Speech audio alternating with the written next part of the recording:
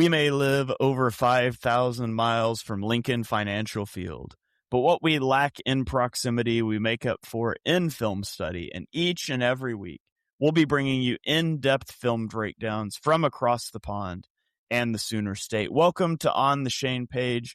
I'm your host, Shane Haff. You can follow me on Twitter at ShaneHaffNFL. And I'm joined, as always, by BGN's own film guru, Jonny Page. Give him a follow on Twitter at JohnnyPage9. Jonny, how are you doing this evening? I'm good. We were talking yesterday, like, are we going to have a show? Are we going to have free agents? Then I did the usual, which is I go to bed UK time and I wake up and, oh, look, the Eagles have made moves and I've missed them all. So that always seems to happen in free agency. I swear, I'm awake during the normal hours and I'm like, oh, all these moves are happening. And then the second I go to sleep, the Eagles make two moves. And I'm like, why?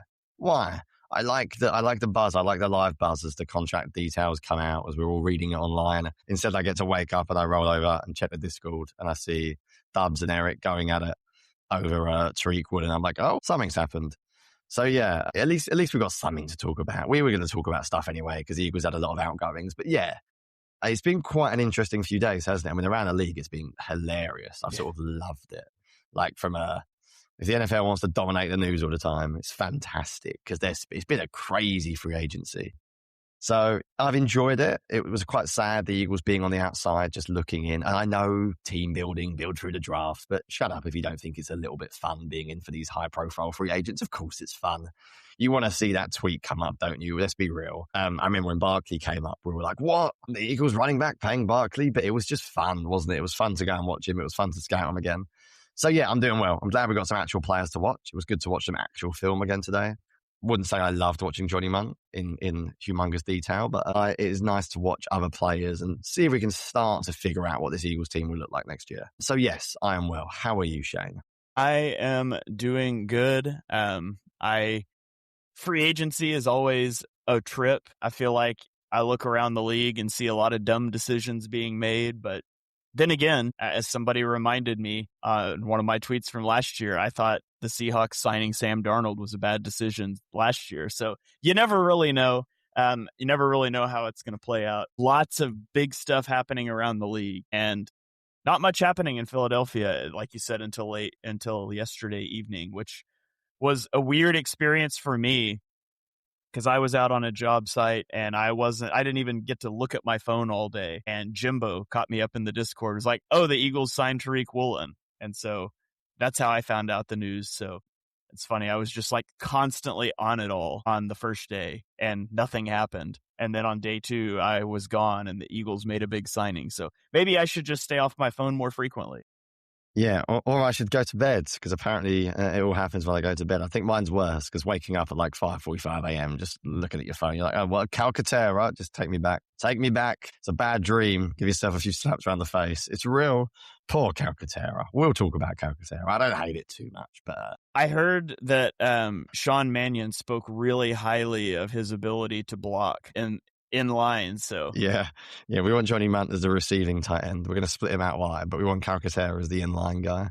Yeah, and we're bringing back Goddard to play fullback as well. That's what he said. Yes, yeah. A lot of rumors, by the way. Deanna Rossini just tweeting, we continue to remain about Jonathan Grenard and remain in contact with his agent about an extension. So interesting. Feels like that has got some legs. We won't talk about it now. Maybe we'll talk about it when we talk about Jaelan Phillips going. It does feel like there's some legs to this move. But then again, if you believe Diana Rossini, you also believe that AJ Brown doesn't want to be here, and lots of people don't want to believe that. If you believe Diana Rossini, AJ Brown was traded a year ago. The the Bills have just signed Bradley Chubb, by the way. 3-year, $43 million. So can be worth up to 52. So Bradley Chubb is not coming to the Eagles. He was someone that was linked, wasn't he? All right. So we had no idea what was actually going to have happened by the time we started this show. So we kicked around talking about NFC East moves if the Eagles hadn't made any, but we think the Eagles have probably made some moves that we can actually talk about now. So Jonny, let's go ahead and dive in. And I think the best way to start this is probably the way free agency started for the Eagles. Let's talk about all the people they lost, because Monday just felt like the Eagles were bleeding players before they start to make some other moves. And so the big ticket one is Jaelan Phillips signing the 4-year, $120 million contract with the Carolina Panthers. Jonny, I said that I would feel good either way with Jaelan Phillips. If they re-signed him, I like him as a player. I would be nervous about paying him big money, though. And when I said big money, I was talking like $22, $23 million. The Panthers paid him $30 million a year. And I mean, honestly, like, good for him.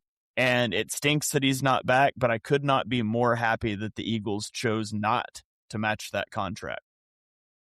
Yeah, it's a weird thing, right? I'll be honest. I sometimes find like free agency a little bit annoying because everyone overpays. And it's very easy to go, everyone's overpaying and look how sensible we are. We're not doing anything. And the cap goes up every year. Everyone gets overpaid every year. So 30 million is a little rich though, isn't it? And cards on the table, if there was no injury concerns in the slightest, think you could argue he's not that far off a 30 million player. I think you look at the metrics, you look at the film, but it's the injury history. It's such a risk. The 80 million guaranteed as well. I saw Jimbo say, you know what, if it was 2 years, 60 or something, Jimbo in the Patreon, that is acting like the whole world who's not on the Patreon knows who Jimbo is, but they should do. If it was like a 2 year, 60 million deal, then, you know, like I could just about accept it because it's 2 years, but the 80 million guaranteed is, I mean, fair play to him. So, for everything I read, and I'm just like everyone else, I'm just reading the tea leaves, I think the Eagles really wanted him back. And I think they really, really, really wanted him to come back. I think he's a perfect scheme fit. I think he's a great culture guy as well. Seems like a really hardworking, good dude, plays very physical, can drop, can play the run. So I was really sad to lose him. I think we said this last year, and everyone knows the cap is real. Harry Roseman is very good, but there are weaknesses in what Harry does, and sometimes you have a little bit less to spend, and the cap is a real thing. And anyone who looked at the team last year and goes, they won't miss Milton Williams, they won't miss Josh Sweat, they won't miss Darius Slay, they will miss them. And the defense survived. They were still very good. But it doesn't mean you won't miss good players. And yeah, the truth is that maybe the Eagles will strike a deal for someone big this week, and maybe that'll be helpful. But the honest truth is they'll probably not be as good at edge rusher without Jaelan Phillips because he's a very good player. But I wouldn't have played him money he got from the Panthers, so fair play. Yeah, I don't think I wouldn't have paid him $25 million. My walkaway was lower than that. So they will miss him. He was a good player for the Eagles, but when you got a team like the Panthers throwing that kind of money around, just got to let the guy go. So they will end up basically having traded a 3rd-round pick for Jaelan Phillips for half the year, and then they'll recoup a 3rd-round compensatory pick next year. So essentially, they just kicked a 3rd-round pick back a year and got Jaelan Phillips for a half a season. And that's how he likes to play these games. So then we go on to another guy that I think everybody realistically presumed was leaving. I know there were some people out there that wanted the Eagles to sign him, but Nakobe Deen signs a 3-year, $36 million contract with the Raiders. So that's a $12 million average annual value. And again, good for Nakobe Deen. Love the guy. He's so easy to root for.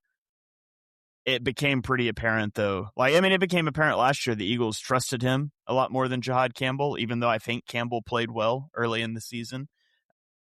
But you weren't going to re-sign Nakobe Deen the year after you spent a 1st-round pick on a linebacker that can't play edge, especially when the Eagles are very hesitant to pick a linebacker in the 1st round anyways. And so when you sign Zach Bond, when you spend a 1st-round pick, I think Nakobe Deen leaving was always a foregone conclusion. I'm glad that he got that one last ride with the Eagles. I'm glad he rides out with the Super Bowl ring. And, he's another guy that I'll be pulling for big time in Las Vegas. I hope that he got his fill of winning in Philadelphia, or that he can get out of Vegas in a couple of years and go somewhere else. Maybe he comes back and has a chance to win, but I am skeptical on his ability to win games in Las Vegas, but I'll still be pulling for him. Yeah, they were never gonna sign him, were they? Let's be real. He was never coming back. I said that in the BGN article. I guess rather than discuss it, Shane, I'll ask you an awkward question, because why not? Let's give you a lovely awkward question. If you knew how he was going to play last year, would you have drafted Jahad Campbell? No. Because the contract isn't very much. No. I'll be honest, with how good of a pass rushing special he is and how unique that role, 20 million guaranteed, 3 for 36. I'll be honest, I thought he'd get more, because in the world of upside, if I'm looking as a team basing on an upside, I know him and Jaelan Phillips play different positions, an off-ball linebacker, blah, blah, blah. But I looked at that and I thought, there were games last year when Nakobe Deen was as much of a disruptive force as Jaelan Phillips. And one's getting 80 million guaranteed over 4 years and the other one's getting basically 20 million guaranteed. So I think it's a shame for the Eagles. And by the way, I like Campbell and I might still do it because I really didn't trust Nakobe Dean's health. But he played really well. He had some bad moments. He had some bad games, but everyone does. Yeah, guess what? Shanahan or Ben Johnson ran him around when they played the Bears, but Ben Johnson runs a lot of linebackers around. Overall, he's not just very good, which I think is obviously important. He's also got a elite blue chip trait. And I think in the NFL, you want players that have blue chip traits. And he is one of them. His pass rushing is unique. He is one of, if not the best, off-ball linebacker blitzing in the league, like that I've seen in a while. So although he was never coming back, and although I expected him to go, I still think for that price, considering you've got a blue chip player, that is a little bit of a shame. Yeah, Yako, I just realized we haven't actually spoke about Jordan Davis either. We probably should throw him in here as well when we talk about, because that was technically before free agency, wasn't it? But we probably should mention it. Yeah, we'll get to him when we get to acquisitions. All right, fair enough. That makes sense. Yeah, I think you asked the question about drafting Jihad Campbell. I think it was a combination of the way the draft fell for them and the fact that you had Nakobe Deen coming off of a major injury, and there were questions about can he even come off of this injury? And he's going into the last year of his deal. So, but I mean, if you look at if you knew he was going to come back and play that way and you could sign him, and you start thinking about how else you would use that pick. I mean, the Chiefs only traded down a spot because they knew you were taking Campbell. Otherwise, they would have stuck and picked Simmons, because I think you could easily say take Josh Simmons, but that wouldn't have been available to you. So then you're looking at the next run of players. Carson Schwessinger, another linebacker, Jaden Higgins, Nicky Manwari, who was awesome for Seattle, but is just not a scheme fit really for the Eagles. Quinshon Judkins, Travion Henderson, Luther Burden, Tyler Shuck. I mean, where do you go? Mason Taylor? You taking Mason Taylor at pick 32? So I think that the draft just didn't fall very favorably for the Donovan Ezeraku at 44. So I think the draft didn't fall the way the Eagles wanted it to, partially. And then partially also it was a weird situation with Nakobe Dean's injury and what you could expect coming off of that. Yeah, he will be missed. Another one. I keep saying it, but they look at the talent the Eagles have lost on defense the past 2 years. And the offense better do well next year because they are an expensive offense, Shane, and they have lost so many good players on defense. It is quite sad to see Dean go out the door. And I think also we'll talk about Blankenship in a second, but I think culture-wise as well, I do mention that word. I think it does matter. Dean, Phillips, and Blankenship are really big, from what I can tell, locker room presences as well. Yeah. So I think all three of them will be missed. And yeah, I don't like losing players that have unique skill sets. I think the Nakobe Deen has a unique talent that's extremely valuable. I thought he'd get a little bit more because of that. But there you go. Yeah, and then Reed Blankenship goes 3 years, $24.75 million to the Texans, $8.25 million average annual value. This is the one that's a head scratcher for me. Yeah, me too. That's such a small contract for Reed Blankenship, in my opinion. So when we had talked about it, I kind of said my walkaway number for Reed was $10 million. And I thought you could probably get him cheaper than that. Turns out you could get him pretty significantly cheaper than that. And this is the one I just don't get because, and I know there's a significant amount of the Eagles fan base because I tweeted something out about the Javon Holland deal boding well for the Eagles getting Reed Blankenship back. And I was inundated with comments of we don't want him back. He can go, whatever, he stinks. And I think that's absurd. I think that's people looking at PFF stats, which were also absurd, saying he was the 92nd best safety in the league. I can't do PFF anymore. Can't do it. Reed Blankenship. My Twitter comments are a joke. Get off Twitter and come to Patreon Discord. My Twitter comments were embarrassingly bad. Yeah. If people screenshotting the PFF grades, I'm like, please stop. Yeah, absolutely. So Reed Blankenship, it's fair to say that last year was his worst year out of the last 3 years. I think it's also fair to say that some of that was influenced by him playing next to a rookie safety who routinely blew coverages early in the season. And so everybody keeps all the responses to me about Reed Blankenship were that he was, the ninth ranked safety in the league, which is complete and utter trash. PFF rankings are trash. I can assure you he wasn't that bad. I can assure you if he was that bad, D'Amico Ryans wouldn't have paid $8.25 million to bring him into his defense. Yes, he was so bad that possibly the second best defense in the entire league, led by one of the best defensive minds, signed him to be their starting safety. Yeah. That's how bad he was. D'Amico Ryans definitely values PFF. And people were saying, it's a loaded safety class. Okay. However, the draft is a crapshoot. It's a roll of the dice. And even if you get a guy, like I think you and I both believe in Andrew Makuba, maybe not his health, his ability to stay healthy, but we believe in his ability. Yes. But so even from that point, you believe in his ability. He was so rough in the first half of the season with blown coverages because it is a really difficult defense to pick up. And that's why Vic Fangio values those veterans to come in. And so if all of a sudden you tell me you're putting a rookie next to Andrew Makuba, who started like 8 games last year, that's tough. It's also tough to walk into the draft and everybody know you must draft a safety in the first 2 days of the draft. And what's the alternative? You're going to go sign somebody in free agency? Reed signed a pretty decent contract. So this one just didn't make sense to me. I think Marcus Epps might be the answer.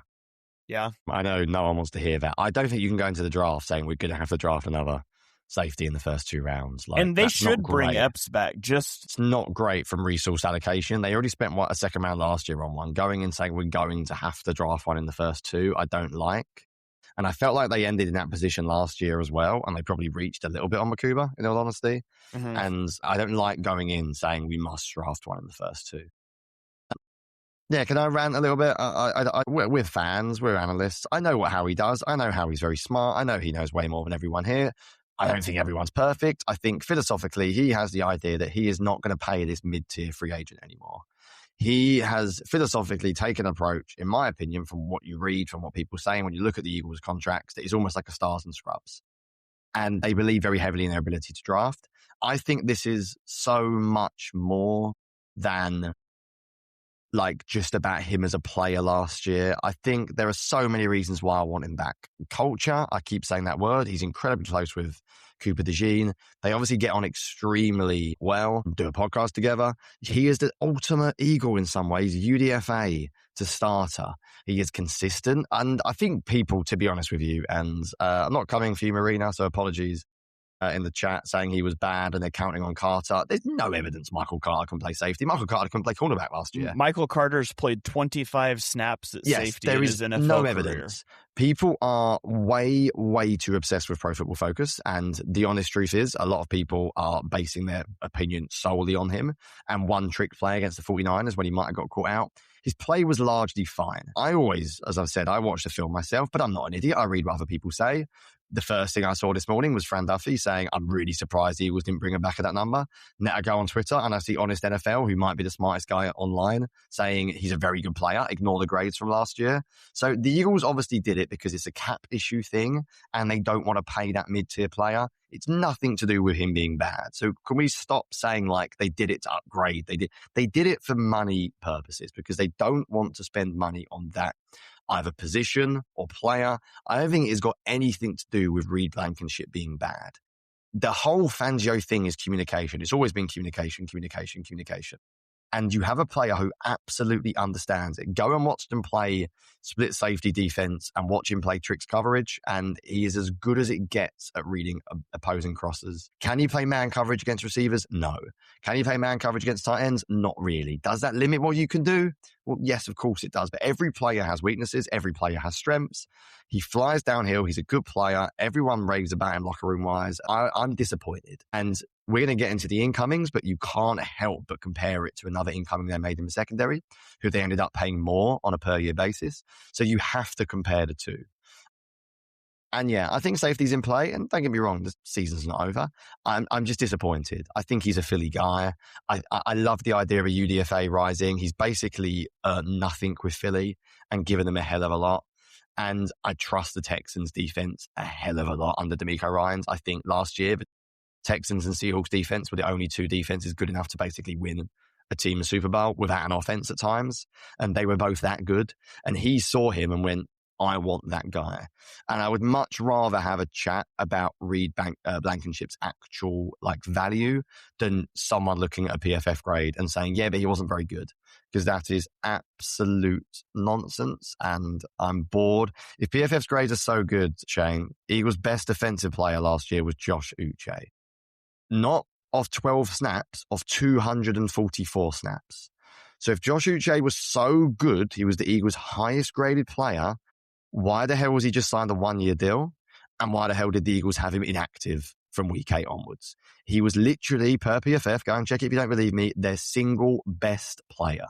And their second best was Jeremiah Trotter. Now, Trotter played 88 snaps, so I can accept that.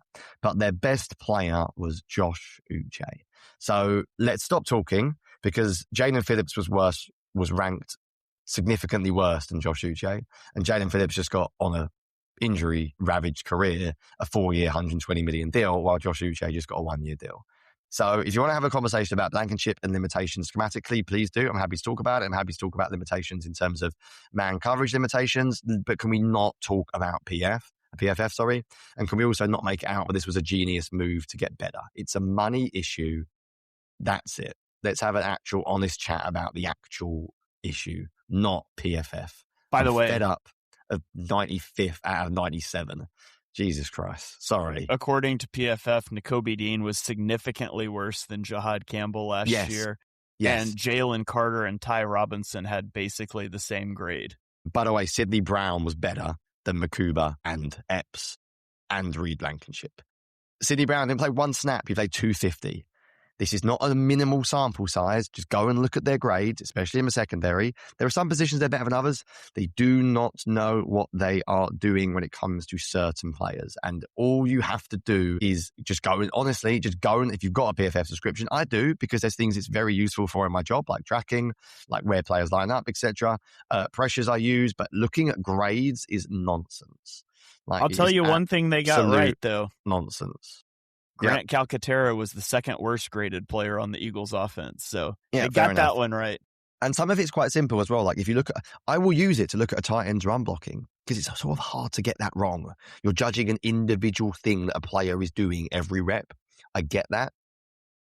But I'm not, when you're talking about an overall playing grade for a defensive back, you don't even know half the calls. Like there's no way. You might look at certain things like a tackling grade or something. Like fine, I get that.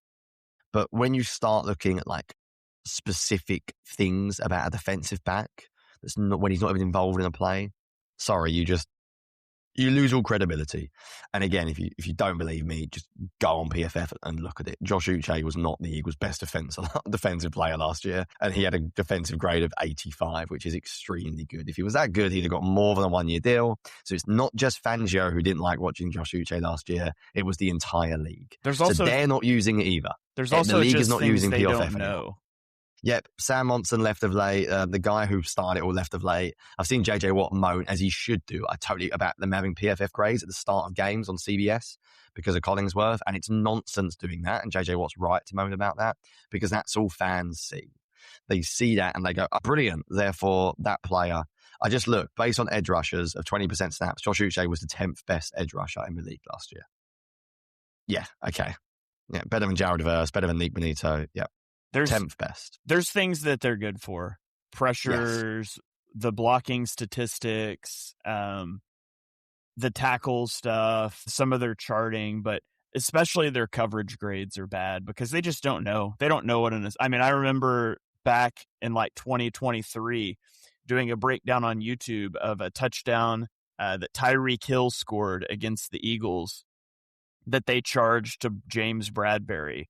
And that wasn't Bradbury's guy. It was the safety's guy. And they just mischarted that one. They mischarted the responsibilities. And that's going to happen when you've got people trying to grade whole games. The coverage grades are the most, or not the coverage grades are the least credible aspect, and they impact safeties and cornerbacks the most, especially safeties. Sometimes cornerbacks, it's a little easier to tell. Safeties can often be difficult. So the Eagles are going to miss Reed Blankenship. I mean, right now... we spent way too long on this pod on Reed Blankenship. I'm okay about the move. Like, if you had said before the draft of free agency, Reed's not coming back, I'd have gone, damn, that's harsh. I think when I saw the contract, I was like, I struggle to understand that. But I just can't talk about like the way people have discussed him is nonsense. And I hate it because it's classic fandom amongst, like, he's a UDFA who's worked his way up into a starting position and then got a really good deal to go and play for the second best, if not the best defense in the league. And all fans are online going, yeah, but he's crap because PFF said so. And I'm like, it annoys me. It annoys me a lot. I don't like PFF grades because people don't watch film. They just basically use it to look at them. And a lot of fantasy guys out there do as well because they haven't got time. And I get it. It's hard covering the NFL and watching film. If you don't believe a ton of beat reporters are relying on PFF, you're lying, kidding to yourself. Try and cover 32 teams as a national reporter. It is physically impossible. You are going to have to get your opinions from elsewhere. And too many people use it. Yeah. It's a shame because we can't have a real discussion about him because we're stuck talking about PFF grades. Yeah. So right now, as it stands, every safety on the Eagles roster is Andrew Nakobe coming off of an injury and Sidney Brown. And that's it. So, I mean, I would expect Marcus Epps to be back at some point just to have like a credible baseline. But Marcus Epps and Andrew Nakobe as your starters is going to be rough. And so hopefully there's a corresponding move to be made. Other guys the Eagles have lost so far, Matt Pryor, Azeez Ojulari, Josh Uche. I don't really feel a need to talk about any of those guys because none of them really played. Is there anything you want to say about any of those, Johnny? Shane, you just brushed past. The Eagles lost their best defensive player. So we need to do an hour on that, obviously. 10th best edge rusher in the NFL. We can't brush past that, Shane. Let me go. Obviously, tell you what. Loss. For Patreon, I will go do a rewatch of every snap he played in the final 2 months of the season. That week 18 game, Shane, honestly. Oh, I forgot about that. Except game. week 18. I don't care about week 18. It was God tier level. I haven't even seen what he got. What contract he got. Was it vet minimum? Wherever he went. I'm going to look like an idiot when he got 1 year, 25 million, isn't it? But no, I can't. If the money's not out there, by the way, that tells you that the agent doesn't want to release it. Yeah. According to Spot Track, Josh Uche signed a 1-year contract with the Miami Dolphins. In 2026, Uche will earn while carrying a cap hit of. That's it. Yeah, the agent hasn't released it. Yeah, it's tough. I don't really know how they're going to replace him. That is a worry. So I wouldn't have hated longer on him, bringing him back, considering losing Phillips and things, especially if it's like a minimum I'm just picking deal. on him because I'm deliberately being annoying to everyone. So sorry, listeners. And unless you tweet PFF grades at me, this won't annoy you. I mentioned that yak out at the start, Bill signing Bradley Chubb. So yeah, another one off the board for the Eagles. Yeah, right, let's move on because that was too long on Blankenship. I'm going to shut up about PFF now for the rest of the offseason. Yeah, we got to speed through these. Yeah, the Eagles signed Grant Calcaterra to a contract per my sources, which if I say that, it's always a clue that there's a joke coming. But per my sources, Sean Mannion described Grant Calcaterra as an excellent inline run blocker. And he can't wait to run behind him frequently this season. So Grant Calcaterra, come on down. I mean, in all seriousness, the Eagles, they were going to bring back a tight end. It probably doesn't bode well for Goddard that they also signed Jonny Mundt. So they've signed 2 tight ends now, and neither of them is Dallas Goedert. But they bring back Calcaterra. They signed Jonny Mundt. You said you watched some film on Mundt, correct? Yeah, very briefly, like a highlight reel log of blocking. And I can tell you he can block. Wait, tight ends can block? Yeah, I think what's interesting about him is he's not a big guy. He's quite I don't want to say small, but he's not huge. So he's not just like an inline blocker. There's like quite a lot of good like lateral quickness, outside zone stuff, split zone stuff. He's really good to get into the second level. So I was sort of expecting to see like a big blob, basically just like an extra tackle. He actually isn't that kind of blocker. He's a little bit more second level out in space. It does a lot of cutting off like backside rushes and stuff. So the bits I watched, he looks quite a reasonable like athlete, but he's actually quite lean. That's what surprised me. He doesn't look like a big physical tight end. He's probably not that much bigger than Johnny Wilson, in all honesty. I bet if you put the two weight side by side right now. I also think I'll sum up Johnny Mundt with a quote from Kevin O'Connell. I don't know if you've seen this. He said, Johnny Mundt is the best tight end 3 in the league. And I love that quote. That's how I see him. If he's your 1 or 2, yeah, you're in trouble. But if you want a reliable tight end 3, which the Eagles just didn't have last year, like Granson was a bit of a disaster and whoever they put in there didn't really work, fine. It makes a lot of sense. He spent his whole career in this system. I think he's going to be a translator as much as anyone to the other guys in the room, telling them how they want things done. So how can you complain? Just quickly on Calcaterra as well, fine if they're going to use him properly. Like, I felt so bad for him last year. I wouldn't have done it, but before I lose my whatever too much, I would just say I think it's very hard to replace every single tight end. If it's Goddard, Calcaterra, and Mundt, I'm a little worried. If it's high draft pick, another free agent signing, Calcaterra and Mundt, then I'm like, I get it a bit more. If they basically just replace Granson with Jonny Mundt, then I'm a bit disappointed. To me, that doesn't scream new identity in the room. And that's not because I think Goddard's bad, but for me, it was like 1 or 2. I wanted one of Goddard or Calcaterra back. I don't really want both of them back. But maybe Calcaterra got vet minimum. It doesn't even make training camp. Like, who knows? He might be cut anyway. But you get what I mean in that? For me, it's almost like a duo. Seeing the first snap of the season, 12 personnel, and I see Goddard and Calcaterra, to me, that's just a little bit disappointing. Feels a bit 2025. So I wouldn't mind now Goddard going and then going in a different direction. Yeah, you mentioned Jonny Mundt being the best tight end 3 in the league. I would like for him to be our tight end 2. Grant Calcaterra can go ahead and bump down to tight end 3. Yeah. Fair. I don't need to see him out there unless we're in a 2-minute drill throwing the football. But all right. So then the big signing is the Eagles go get Tariq Woolen, 1 year. Yes.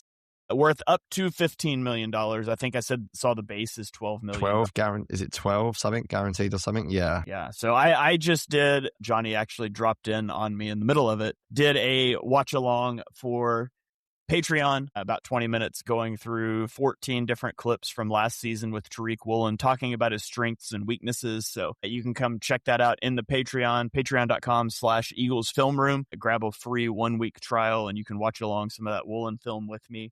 I will say this tweet cracked me up, but Les Bowen, friend of the show, tweeted about this signing saying that a guy known for dumb taunting penalties now plays for Nick Sirianni, which might be interesting to see. But I talked about Tariq Woolen quite a bit on that video. I'll just rehash a couple of my main takeaways. Elite size, elite athleticism, really good in press man coverage, which the Eagles don't play very much, but he's good in off man coverage too. He's got a good click and close, really physical, to the point, not Jacorian Bennett going to draw a flag every play, but he's going to get flagged a lot.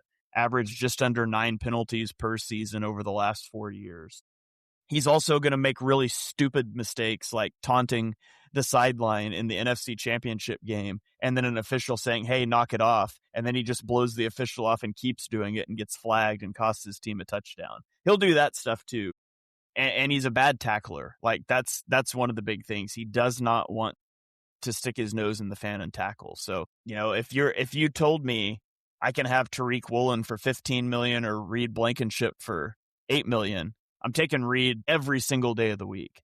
But I do like Tariq Woolen, and he's one of the stickiest guys in the league in man coverage. And I wonder if the Eagles will approach some teams, because like last year, teams with 2 good receivers were a struggle for the Eagles. You have the Packers, not the Packers. Why did I say the Packers? Because of Devontae Adams. You have the Rams with Devontae Adams and Puka Nacua caused the Eagles issues. You have the Cowboys with CeeDee Lamb and George Pickens. The struggle for the Eagles was when a team had a wide receiver 1 that they could get isolated on Adoree Jackson. That's not going to happen now that you have Tariq Woolen. And so it is going to mitigate a lot of those concerns. I'm interested to see how they deploy him. But what are your thoughts on the Tariq Woolen signing? Yeah, so honestly, and I'm not just saying this because it's our Patreon, the Discord chat was so good. Watching Eric and Dubs, or Philly wannabe GM, talk about it was awesome. Just different opinions, not arguing, not moaning at each other, just completely different opinions basically on how, on sort of Fangio's fit, rather than simply just, is Woolen good or not? Woolen's good. He's a good player. He's obviously got problems. He's obviously got a lot of strengths. Otherwise, he wouldn't have signed for a good deal. He wouldn't have been starting for a Seattle team that won the Super Bowl. And he's a good player. Absolutely no doubt. The issue I have is that for me, that kind of profile isn't a pure Fangio profile. So you have to let him press. when you got a guy with that length, I know he's good enough coverage, but I don't think he's like a fluid hips. You want him at the line of scrimmage. He's like, what, 6'4" or something. And Fangio, I do think will change his defense ever so slightly. So I think when Bennett was in there last year, he would let him press more. So I think he will do things differently. I think just from a opposing point of view, it's awesome. I think having Woolen lined up on the short side of the field, and then you got Quinion Mitchell and Dee on the other side, you feel like, oh, good luck. Like there's a little bit of difficulty here.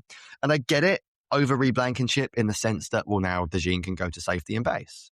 And therefore, you don't need the top safety as much because 30% of the time when you're in base or whatever, Dejean's playing safety anyway. But the Eagles don't play base that much. So I like it, but I would give myself like a 6.5 out of 10. I like the fact it's a 1-year deal because I think that effort that maybe we saw at times in his career will hopefully go away because he's playing for a huge payday. So hopefully you get really good effort. I want to care more about run defense, but I struggle caring about run defense. I can't help myself when I'm scouting cornerbacks. I just look at the coverage, and the run defense is like an extra unless you're playing him a nickel. It's a bit like when you're watching wide receivers. Let's be real. How many of us are scouting run blocking in the draft like with a fine eye? We care about the receiving first and foremost, and the blocking is like, well, it is what it is. So I care more about the coverage stuff. For me, it's the interesting thing is when the Eagles play single high and he has to run across the field, running with crossers and stuff. Can he turn and run? And I think he can. I do think he can, but I'm not sure that's how I would want him to play. So I want him like quarter side of the field, lock it down, cover 4, cover 6, cover 8. There's your half. There's your boundary side. Go and do that. But Fangio plays a lot more single high than people realize. You have to track a lot. The amount of times I saw Adoree Jackson get done on crossing routes last year, and I felt bad for him because he had outside leverage against an inside receiver in a nasty split, and it was tough. So I like it. I don't love it.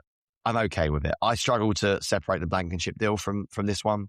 Would I rather gone into the draft saying let's get a cornerback 2 in the first or second round and then have Blankenship behind him? I probably would, if I'm honest with you. But I think that's how he does. I think cornerback's a premium position and safety's not. And I think that's how they've gone with it. I think it's a little bit of a swing for the fences, a little bit boom or bust. I'm writing my BGM review now from what I've seen of him today. And the first thing I said was there's very little middle ground with him. Feels like it's either really good or it's really bad. And I think people will get frustrated with that if they're expecting him to be this lockdown, elite outside cornerback. The Eagles have solved cornerback 2. Obviously, he's going to start. He's paid a decent money, but I do think there is a little bit of risk involved in that signing. Yeah. Bad for my Adoree Jackson's coming back free agency draft. Good for my Calcaterra one, which I'm pretty sure I'm winning. You didn't take Calcaterra. Did I not? No. He was undrafted. Really? I took Kylan Granson instead of Calcaterra. Don't believe you. Check the tape. I did. Check the tape. I checked in on it today. I don't believe you. There's no way I didn't say Calcaterra was coming back. You did not take Calcaterra coming back. Right, look at it while you talk. There's no way. It's not waste time, but I definitely did. I mean, hold on. I'll pull it up here. You took Ben Van Sumeren, Reed Blankenship, Dallas Goedert. Oh, God. You took Goddard. That's why you didn't take Calcaterra. Brett Toth. Stupid. Oh, no. Okoronkwo. You might legitimately go 0 for 5 for the second year in a row. Goddard might come back. I changed my mind. Bring Goddard back. Change my mind. I really want Goddard back, Shane. Did I say how much I really want Goddard back? It's not looking good for me either because the Eagles won't go sign Braden Mann, but Adoree Jackson's probably out. Sam Howell already signed somewhere else. Matt Pryor already signed somebody somewhere else. So, and they're not going to sign Kylan Granson. So if I don't get Braden Mann back, I'm over as well. Yeah. Well, that's what the listeners that want to hear about, us seeing how badly we both did. Although, to be fair, the Eagles are not re-signing anybody so far. No, they're not. Yeah. So, yeah, I think it's a really interesting move. And for those of you that aren't on Patreon, I won't bore you with the whole chat between Eric and Philly Wannabe GM, which is still going on now, which is great. And I think the discussion is not about him as a player. So Dubs was less positive, and his argument was it feels more like a Howie corner than a Fangio corner. And where I will agree with him is that look at some of the corners Howie's got of late in Ringo, in Bennett. The Bennett one in particular stands out because the more I watched Bennett in Fangio's system, I was like, why did they get him? He was the most obvious, like, press man, aggressive, up in your face. And I'm like, it's just nothing what Fangio wants. And that's where I get the concern is Howie drafting for this defense fully or signing, or is he looking at players overall, looking at their athleticism, looking at what he liked when they came out of college? I hope it's not a square peg in a round hole as a schematic fit. That's what I hope. For what it's worth, I still think they could go cornerback early in the draft. I know 12 million guaranteed, but these days, 1-year deal, I don't think it totally precludes them from taking someone early. Yeah, well, I mean, he's only a 1-year deal too, so it kind of is what it is at this point. Like, you could still draft a cornerback pretty early for injury insurance, and because if you don't bring Adoree Jackson back, you do not want Kelee Ringo on the field, and so you kind of need a backup / Reed Woolen's going to be gone after 2026, unless they were to extend him for some reason. And so I definitely don't think it's out of the question to take a cornerback fairly early. Yeah. Overall, are you more positive? Are you more 8 out of 10? I obviously haven't seen your Patreon show, or are you a bit 7-ish as well? You dropped in on the end of it. Yeah, I know. I'm excited by it. If you separated out the Reed Blankenship of it all, I'm pretty excited by it. I don't think he's the absolute best scheme fit because the Eagles aren't going to play a lot of press man, but he's really good, like click and close from off coverage too. So yeah, that's good. When you said that, that's good. I think he does a lot. I think the biggest weakness of the Eagles defense last year was taking on teams with a really good second wide receiver, and I think he makes that a strength for them this year. Yeah. Yep, I agree. And I think I sometimes say ignore the money, just look at are you better? They're better. Whatever you want to say, he's better than Adoree Jackson. So sometimes we get too caught up in the money as fans, and you want to just go into the season with a better team, and the Eagles are better than they were last time. So at cornerback, that is. So that is an obvious positive. Yeah. All right. Quick Jordan Davis thoughts, and then we'll get out of here. Jordan Davis signed, what was it, four years, average annual value, $26 million. This is a lot. This is my plug for get in the Patreon, and this is why I'm not on Twitter very much anymore, because I will read you word for word what I tweeted, and the reactions that I got from this tweet were absurd. And so I said, shoot, where'd it go? Dang. I might have lost it. I said, I'm really glad that Howie Roseman is the Eagles GM, because if another team did this, I would have some major questions. Seems like a pretty massive overpay to me, but Howie has earned my undying trust when it comes to contracts. And then my comments were just filled with, you hate Jordan Davis. You don't just say you don't watch Eagles games. You don't know ball. And then there were people on the other side being like, undying trust. Howie paid Bryce Huff. So it was a fun day on Twitter. And then I just crawled back in my hole on the Patreon and talked in my safe space. But love Jordan Davis, love the player, liked the draft pick. My greatest call of all time, Jonny, this was before we were podcasting together. My greatest call of all time came around the Jordan Davis draft pick. I was doing a radio hit on a Philly radio station the day of the draft, and I was asked, the final question as we were going off the air was, what are the Eagles going to do tonight? And I said, they're going to trade up from 15 to 13 to get in front of the Ravens and take Jordan Davis. And Eagles fans will be upset, but they probably shouldn't be. And that's exactly what happened. It's my greatest call out of all time. Love Jordan Davis as a player. Seems like an awesome dude. Has definitely made strides in terms of, his ability to play more snaps, especially last season. I was concerned last offseason that cutting weight, he would be less effective as a run defender and still not a good pass rusher.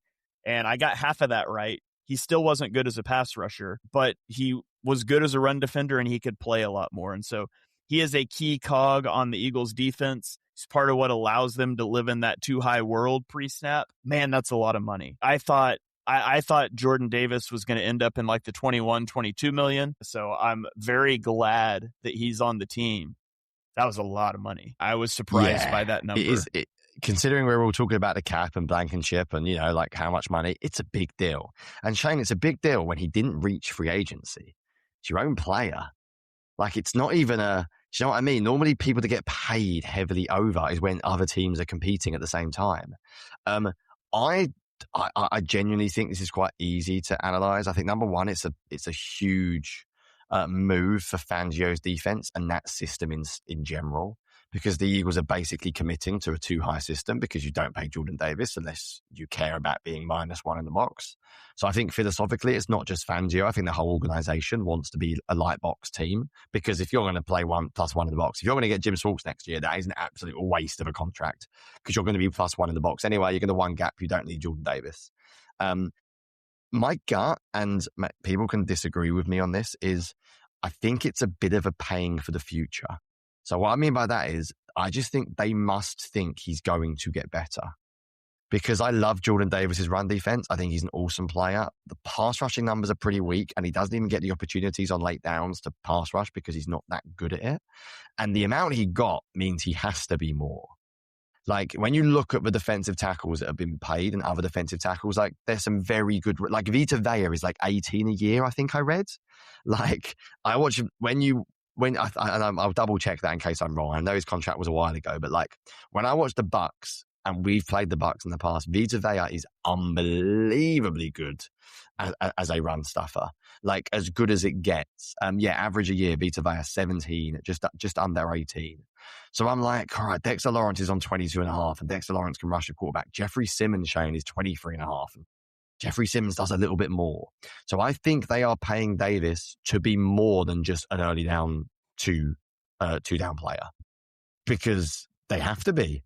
Because I don't know if I'm looking at this correctly, but is he like second or something now in terms of defensive tackle contracts, like in general, behind Chris Jones? Like, he's above Milton Williams, who wrecked the Super Bowl, by the way. And again, Milton Williams, before people go, Jordan Davis is better. Number one, Milton Williams was last year. So contract rises, inflation. Number two, Milton Williams went to free agency. Jordan Davis was signed while he was here. So he wasn't competing with other teams. It wasn't like Jaelan Phillips, who got the Panthers deal where he left. We gave him the contract. When you look at the players in that top list, I just think they must assume he's going to give them more than they gave him last year.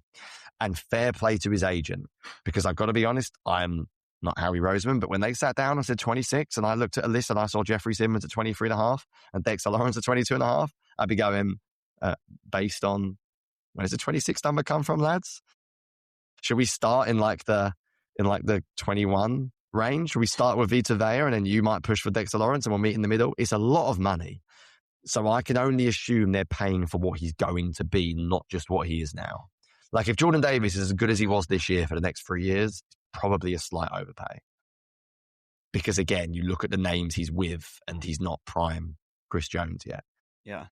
Is he better than Vita Vea as an overall run stuffer right now throughout the last 3 years? Like, that's tough. It's an interesting comparison to have, because Vea's awesome. Did you see my stats about his pressure rates and stuff in the Discord? It's not ideal, is it? Okay. Did you see him? I was going to ask you to guess. I didn't see.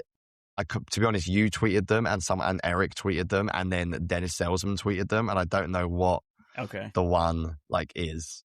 Okay, so I don't know exactly what your ones are and what those two were, but I know they're not good. Yeah. So people talked about his growth as a pass rusher, career high pressures this year, career high sacks this year. Well, out of his 4 sacks this season, 3 of them were quarterback scrambles where he got stonewalled and then he pursued the quarterback to the sideline, which good effort. I've never questioned that. And by the way, just quickly, effort, culture, locker room, stuff that people moaned at me for talking about Blankenship, absolute, needed. Like, that stuff's really, really positive. Yeah. And then the 4th sack was an RPO that Dart pulled the ball and had nobody to throw to, so he had to run, or it would have been an ineligible man downfield. And so that was his 4 sacks this year. He ranked his pressure rate this year, ranked 82nd among defensive tackles at 5.2%. And it was better than it was in 2024, but that's lower than it was in 2023 and 2022. So I think the narrative that he's gotten better as a pass rusher is just patently false. All that really changed from the first 3 years of his career to 2025 is the conditioning and his playing weight. It allowed him to play a lot more snaps, which is good, and that's important. But he hasn't developed as a pass rusher, and I hope he does at some point in time. And that athleticism, you would like to think it's possible. So I'm glad he's on the team. Elite run stuffer, can eat up pass down snaps, and maybe with a healthy Jalen Carter playing next to him, he can do a little more in the pass rush game next year. But I think it's another stat watching thing. They're like, well, he had 4 sacks last year. It really wasn't good pass rushing. The sack numbers I think have overcompensated some people's opinions on how he was overall as a pass rusher, where there wasn't a lot. I'll be honest, I just assume he's going to do a little bit more as a pass rusher next year. I think they think he can go to another level. I'm just assuming they have to think that. Yeah. So now that we've angered Eagles fans by saying good things about Reed Blankenship and saying that, and now I love Jordan Davis, and saying that they might have overpaid Jordan Davis. I was a skeptic. I've been convinced. I was convinced last year how good he was. Yeah, I love Jordan Davis from before he ever came to the Eagles. So love the guy. Glad he's back. Thought they maybe paid a little more, but ultimately really glad he's back with the team. And so I think that's where we'll leave it for now. That's all that's happened so far with the Eagles free agency. Dallas Goedert still looms, but I would assume he's not back since they've signed 2 tight ends at this point, unless his market's just obscenely low. I would Braden Mann, Marcus Epps, I would assume those 2 guys are probably going to come back, but haven't yet. And I think they're going to probably be looking still at safety, even if they bring Epps back. But that's kind of my thoughts moving forward. Maybe if the Eagles do something interesting, we will do another show next week kind of talking about those guys. But otherwise, we'll kind of figure that out as we go. But Jonny, any final thoughts before we get out of here? Yeah, Patreon, where it's at. That's where most of our stuff is these days. I really did have to jump off Twitter yesterday. Like, I don't read my mentions. I don't tweet that much at all. But I tweeted about, like I said something like, Reed Blankenship was so bad that D'Amico Ryans wanted him. And he got 106,000 views and it's got 50 replies. And I'm pretty sure like half of them are just, did you look at PFF or screenshots of PFF? Like, yes, D'Amico Ryans also signed this player. Here's enjoy, and it's like a screenshot of his like grade and his rank, and yes, it just got a bit frustrating. But overall, I'm not like anti what the Eagles have done. I never judge these things until the off season's over. You have to look at the whole. You have to look at it all as a whole. They might go and add like a veteran safety that we're not expecting. They might make a move for a safety. They could make a move for Jonathan Grenard quite soon. Like, there's so many things. I must admit, just like randomly, I'm struggling a little bit with the AJ Brown thing because I'm just really struggling to predict what the team's going to look like because I just don't know what's happening there. And Jimbo was right. Again, all the media guys that were saying he'll be traded by Friday, he'll be traded in 48 hours. They can't do it pre-June 1st unless we're all going mad. The cap hit is just too high. So I find it like I'm struggling to put things together because I just don't know what's happening. So, like, I was a bit like, do you know what I mean? That to me is like hanging over, and it's going to hang over even after the draft because it's pre-June 1st. We're all going to have our fancy off-season like spreadsheets, and then June 1st, AJ Brown could go, and everything changes. So I'm struggling a little bit because of that. I'm just being honest with people. I'm struggling with the AJ Brown thing. I almost just want it to end so I have an answer. So in my head I can look at the roster as a whole, and right now I can't. Yeah, I reserve the right to not ever talk about A.J. Brown until he's either traded or plays a snap of football again. I'm done with A.J. Brown's discussions. Like, they'll trade him or they won't. I don't want to talk about him anymore until it happens. Yeah, I'm sort of there as well. Like, it's going to be post June 1st, so buckle up and wait. And it could be like, I don't know, it could be training camp, could be in the season, could be before the trade deadline. Like, who knows? Do you know what I mean? Though it's just a little bit annoying. But yeah, in terms of things to come out, obviously I'm going to write about the free agents of Bleeding Green, where I can actually get my thoughts down a little bit better on paper when I watch a little bit more. I'm going to watch more of both of them now. And then Patreon, where it's at, you've got a video on Woolen just out. We've already had another video on Woolen out this morning from a slightly different perspective, looking at him in the NFC Championship game. So we've got like a highlight package type that you did, and then more of like a game look. And yeah, the Discord discussions are just really, really good. So I've seen some of the best discussions online of late on there. So if you're interested and you want to talk about people replying about PFF grades, have a look. All right. Sounds good. So it's patreon.com/Eagles Film Room. We have a $3, $5, and $7 a month tier. The $3 a month tier gets you access to ad-free versions of all of our podcasts, to our Discord that Jonny talked about, and then we occasionally drop some film stuff into the $3 a month tier. The $5 a month tier adds in a few other perks, my weekly past game review in season, and a little bit more film stuff. And then the $7 a month is where the bulk of the film things go. So if any of those things interest you, you can get a free 1-week trial and check that out. Cancel if you don't like it. We really think you will, though, and it helps support our work and lets us do more of this stuff for you guys. So that is going to do it for this one. The new league year officially underway. Talk through the Eagles moves. We'll be back next week to kind of catch you up on everything that's transpired since then. So until then, you can follow us on Twitter. I'm at Shane Half NFL. He is at Johnny Page 9. We will catch you guys next time.